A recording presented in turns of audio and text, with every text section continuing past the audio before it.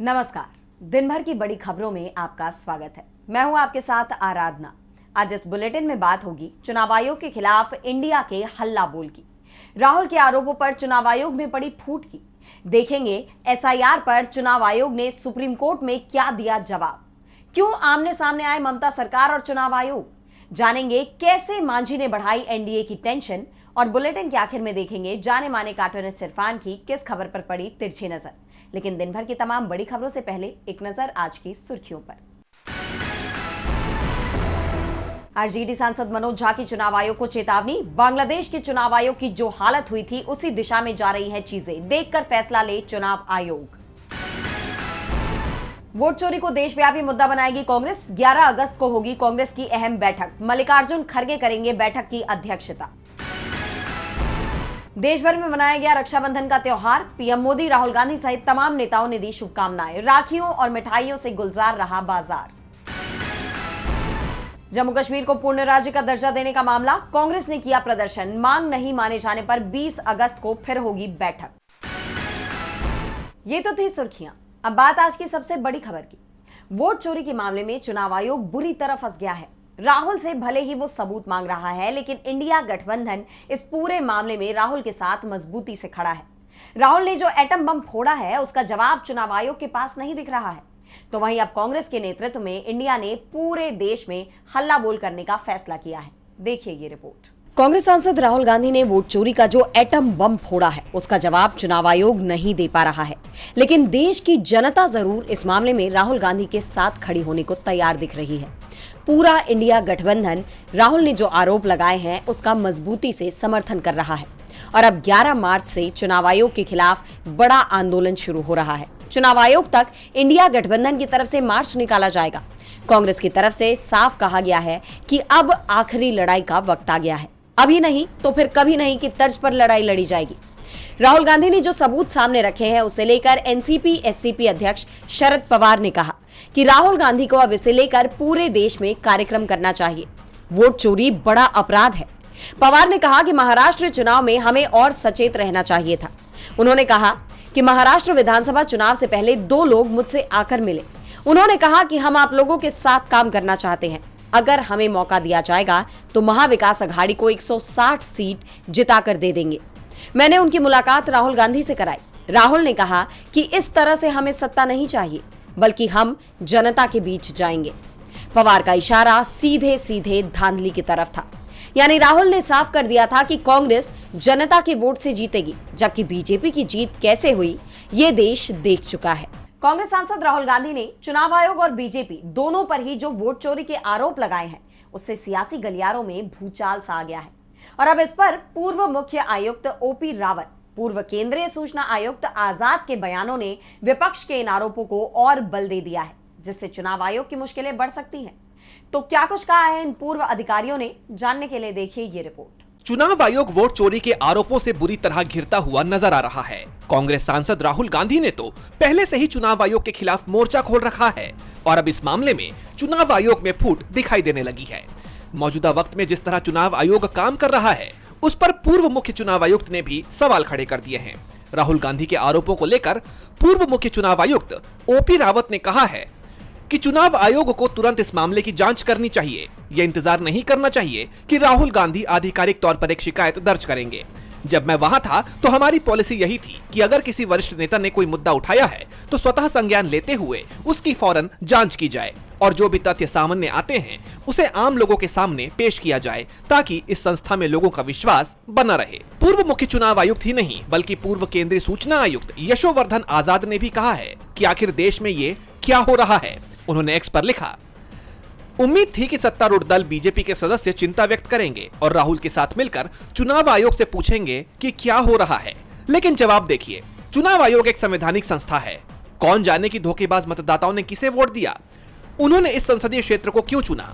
एक और धोखाधड़ी के तथ्य, सुप्रीम कोर्ट जाइए, चुनाव आयोग कहता है कि शपथ लेकर बताइए, चौंकाने वाला।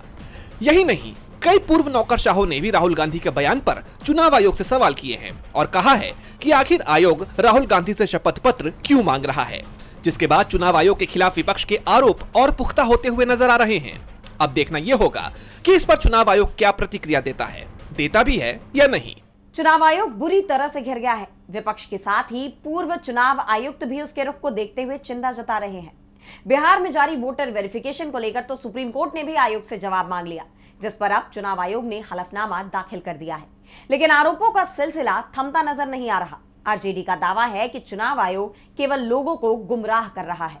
देखिए ये रिपोर्ट। बिहार विधानसभा चुनाव से पहले चुनाव आयोग पर सवाल गहराते जा रहे हैं। बिहार में जारी मतदाता सूची के गहन पुनरीक्षण अभियान यानी एसआईआर को लेकर विपक्ष का आरोप है कि एक राजनीतिक दल को फायदा पहुंचाने के लिए चुनाव आयोग वोट काटने की कोशिश कर रहा है। और पहले चरण में जो ड्राफ्ट वोटर लिस्ट सामने आई, उसमें 65 लाख लोगों के नाम हकीकत में काट दिए गए, जिससे विपक्ष के इन आरोपों को और बल मिल गया।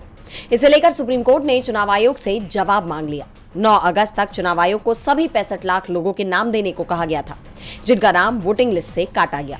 और अब खबर आ रही है कि चुनाव आयोग ने एसआईआर पर सुप्रीम कोर्ट में जवाब दाखिल कर दिया है। आयोग ने विपक्ष के सभी आरोपों को खारिज किया है। उसका कहना है कि जिन लोगों के वोट काटे गए हैं वो या तो अब इस दुनिया में नहीं रहे या फिर उन्होंने गलत तरीके से रजिस्ट्रेशन करवाया था। सुप्रीम कोर्ट ने चुनाव आयोग से वो ही सवाल किए थे जो विपक्षी दल कर रहे थे। विपक्षी दलों ने काटे गए नामों की कैटेगरी वाइज सूची मांगी थी, लेकिन अब तक ये सूची उपलब्ध नहीं कराई गई, जिस पर भड़कते हुए आरजेडी प्रवक्ता चित्तरंजन गगन ने आरोप लगाया कि चुनाव आयोग गुमराह कर रहा है।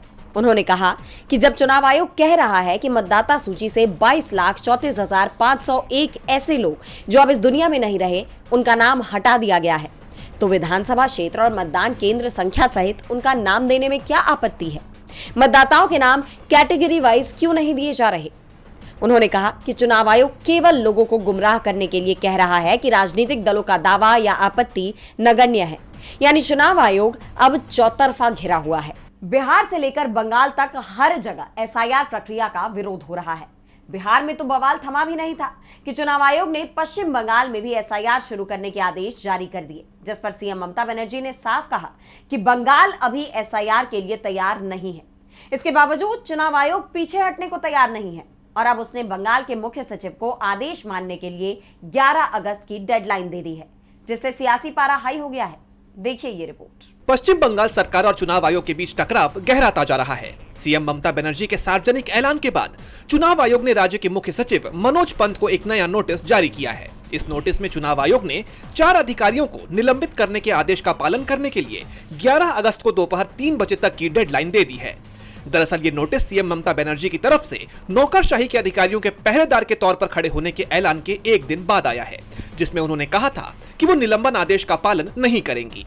आयोग ने 5 अगस्त को दक्षिण 24 परगना और पूर्व मेदिनीपुर जिलों के बरुईपुर पूर्व और मोयना विधानसभा क्षेत्रों में वोटर लिस्ट तैयार करने में गड़बड़ी के आरोप में 4 अधिकारियों को निलंबित करने का आदेश दिया था।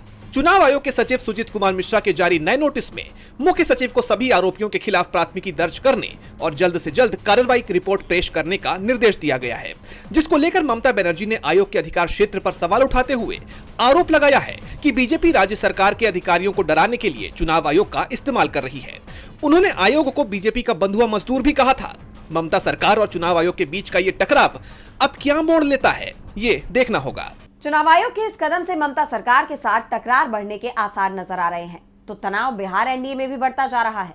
केंद्रीय मंत्री जीतन राम मांझी गृह मंत्री अमित शाह के हालिया बिहार दौरे से नदारद रहे, जिसे लेकर यह दावा किया जा रहा है कि वो बीजेपी से नाराज हैं। इस बीच डिप्टी सीएम सम्राट चौधरी का उनके घर जाकर मांझी से मुलाकात करना इन अटकलों को बल दे रहा है। तो क्या मांझी को मनाने पहुंचे सम्राट चौधरी? जानेंगे इस रिपोर्ट में।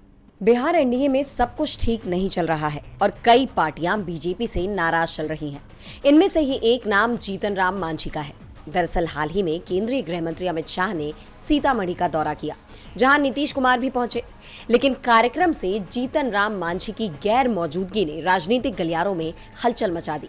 इस घटना ने अटकलों को हवा दी है कि जीतन राम मांझी और उनकी पार्टी बीजेपी से नाराज है। मामले की गंभीरता को देखते हुए बिहार के डिप्टी सीएम सम्राट चौधरी ने खुद मांझी को मनाने के लिए उनके पटना वाले आवास पर जाकर उनसे मुलाकात की है। इस बैठक में जीतन राम मांझी के बेटे और बिहार सरकार में मंत्री संतोष सुमन भी मौजूद थे। हालांकि बैठक के बाद मीडिया से बातचीत करते हुए संतोष सुमन ने नाराजगी की खबरों का खंडन किया। उन्होंने कहा कि बैठक में प्रधानमंत्री नरेंद्र मोदी के 22 अगस्त को गया जी दौरे और आगामी चुनावों के लिए सीट बंटवारे पर चर्चा हुई है, लेकिन इस सफाई के बावजूद अंदरूनी हलकों में ये चर्चा गर्म है कि मांझी बीजेपी से खासे नाराज चल रहे हैं। ऐसा माना जा रहा है कि मांझी की पार्टी बीजेपी से ज्यादा सीटों की मांग कर रही है, जिससे दोनों दलों के बीच तालमेल बिठाने में दिक्कत आ रही है। अब राजनीतिक जानकारों का मानना है कि अगर सीट बंटवारे पर बात नहीं बनती है तो जीतन राम मांझी कोई बड़ा कदम उठा सकते हैं। उनके पास दो विकल्प हो सकते हैं, या तो वे अकेले चुनाव लड़े या फिर महागठबंधन में शामिल हो जाएं। अगर ऐसा होता है तो यह आगामी विधानसभा चुनावों में एनडीए के लिए एक बड़ा झटका साबित हो सकता है। अब देखना होगा कि क्या बीजेपी मांझी को मनाने में सफल होती है या फिर मांझी कोई दूसरा रास्ता इख्तियार करते हैं। क्या मांझी बीजेपी से नाराज है? ये सवाल राजनीतिक गलियारों में जोर पकड़ रहा है। तो सवाल जगदीप धनखड़ को लेकर भी बने हुए हैं। 21 जुलाई को उपराष्ट्रपति के पद से जगदीप धनखड़ के अचानक इस्तीफे से हड़कंप मच गया, लेकिन एक सवाल जो सियासी गलियारों में सबसे ज्यादा गूंज रहा है वो ये है कि आखिर अब जगदीप धनखड़ कहां है। और अब यही सवाल राज्यसभा सांसद और सीनियर वकील कपिल सिब्बल ने गृह मंत्री अमित शाह से पूछ लिया है। देखिए ये रिपोर्ट। जगदीप धनखड़ के उपराष्ट्रपति पद से अचानक इस्तीफे के बाद से कयासों का बाजार गर्म है, लेकिन एक सवाल जो रह रहकर सियासी गलियारों में उठ रहा है वो ये है कि आखिर जगदीप धनखड़ कहां हैं और क्या वो सुरक्षित हैं। इसी सिलसिले में राज्यसभा सांसद और सीनियर वकील कपिल सिब्बल ने एक्स पर गृह मंत्री अमित शाह से पूछा है कि क्या ये बताया जा सकता है कि आखिर जगदीप धनखड़ कहां हैं। सिब्बल ने लिखा, क्या हमें बताया जा सकता है कि जगदीप धनखड़ कहां हैं? क्या वो सुरक्षित हैं? उनसे संपर्क क्यों नहीं हो पा रहा है? अमित शाह को पता होना चाहिए, वो हमारे उपराष्ट्रपति थे, देश को चिंतित होना चाहिए। कपिल सिब्बल का सवाल और चिंता वाजिब भी है, क्योंकि देश के सबसे अहम संवैधानिक पदों में से एक पर बैठे व्यक्ति का अचानक गायब होना सामान्य नहीं है। इस बीच चुनाव आयोग की तरफ से नए उपराष्ट्रपति के चुनाव की कवायद भी तेज कर दी गई है, जिसका चुनाव 9 सितंबर को होना है। इन सब के बीच जगदीप धनखड़ की चुप्पी और कपिल सिब्बल के सवाल ने इस पूरे मुद्दे को और भी सनसनीखेज बना दिया है। दरअसल जगदीप धनखड़ ने खराब सेहत का हवाला देते हुए अचानक 21 जुलाई को मॉनसून सत्र के पहले ही दिन इस्तीफा दे दिया था, जिसके बाद से अटकलों का बाजार गर्म हो चला है। अब कपिल सिब्बल के इस सवाल से इस मुद्दे ने एक बार फिर जोर पकड़ा है। अब सवाल यह है कि क्या अमित शाह वाकई कपिल सिब्बल को उनके सवाल का जवाब देंगे और बताएंगे कि आखिर जगदीप धनखड़ कहां हैं? ये तो देखना होगा।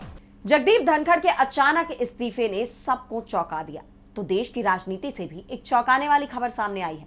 चुनाव आयोग ने देश के 300 से ज्यादा राजनीतिक पार्टियों का रजिस्ट्रेशन रद्द कर दिया है, जिसके बाद देश में क्षेत्रीय पार्टियों की संख्या घटकर 100 से भी कम रह गई है, तो वहीं राष्ट्रीय पार्टियां 6 ही बची हैं। इस फैसले से देश की राजनीति पर गहरा असर पड़ सकता है। तो क्यों लिया चुनाव आयोग ने यह फैसला? क्या है इसके पीछे की वजह? जानेंगे इस रिपोर्ट में। हिंदुस्तान दुनिया का सबसे बड़ा लोकतंत्र है और इस वक्त एक खबर से देश की राजनीति में खलबली मची हुई है। चुनाव आयोग ने कड़ा रुख अपनाते हुए 334 क्षेत्रीय राजनीतिक पार्टियों का रजिस्ट्रेशन ही रद्द कर दिया है। इस फैसले से देश में अब क्षेत्रीय पार्टियों की संख्या घटकर 67 रह गई है। वहीं इसके बाद अब देश में सिर्फ 6 राष्ट्रीय पार्टियां ही बची हैं, जिससे देश के राजनीतिक परिदृश्य में एक बड़ा बदलाव आ सकता है। जिन 6 पार्टियों ने अपनी राष्ट्रीय पहचान बरकरार रखी है उनमें आम आदमी party, Bahujan Samaj party, Bharatiya Janata party, communist party of India मार्क्सवादी, कांग्रेस और नेशनल पीपल्स पार्टी शामिल हैं। चुनाव आयोग का यह कदम पब्लिक रिप्रेजेंटेशन अधिनियम 1951 की धारा 29A के प्रावधानों के तहत लिया गया है। जिन पार्टियों ने लगातार 6 साल तक चुनाव नहीं लड़ा या अपने पते और पदाधिकारियों की जानकारी में बदलाव की जानकारी नहीं दी, उन्हें इस लिस्ट से हटा दिया गया है। आयोग ने पहले राज्यों और केंद्र शासित प्रदेशों के मुख्य चुनाव अधिकारियों को 345 पार्टियों की जांच करने का निर्देश दिया था। जांच के बाद इन पार्टियों को कारण बताओ नोटिस जारी किया गया और व्यक्तिगत सुनवाई का मौका भी दिया गया। मुख्य निर्वाचन अधिकारियों की रिपोर्ट के आधार पर पाया गया है कि 334 दल तय शर्तों का पालन नहीं कर रहे थे, जिसके बाद उनका रजिस्ट्रेशन रद्द कर दिया गया। चुनाव आयोग की इस कार्रवाई को भारतीय निर्वाचन प्रणाली में पारदर्शिता और जवाबदेही लाने की दिशा में एक अहम कदम माना जा रहा है। लेकिन अब इस फैसले से देश की राजनीति पर क्या असर पड़ता है, ये देखना होगा। और बुलेटिन के आखिर में देखेंगे जाने माने कार्टूनिस्ट इरफान की किस खबर पर पड़ी तिरछी नजर।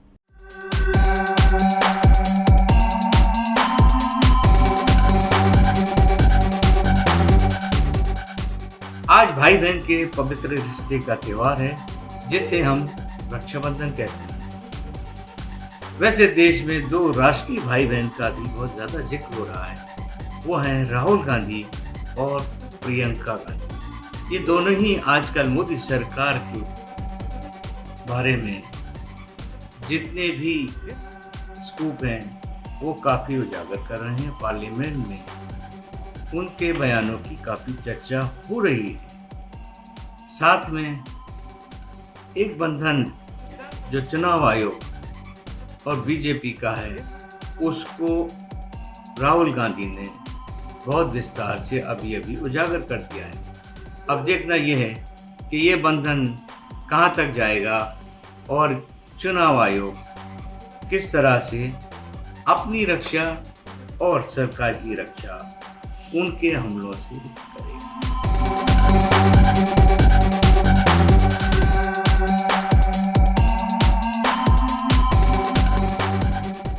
बहुत बहुत शुक्रिया इरफान जी। तो आज इस बुलेटिन में इतना ही। आप देखते रहिए डीबी लाइव। नमस्कार।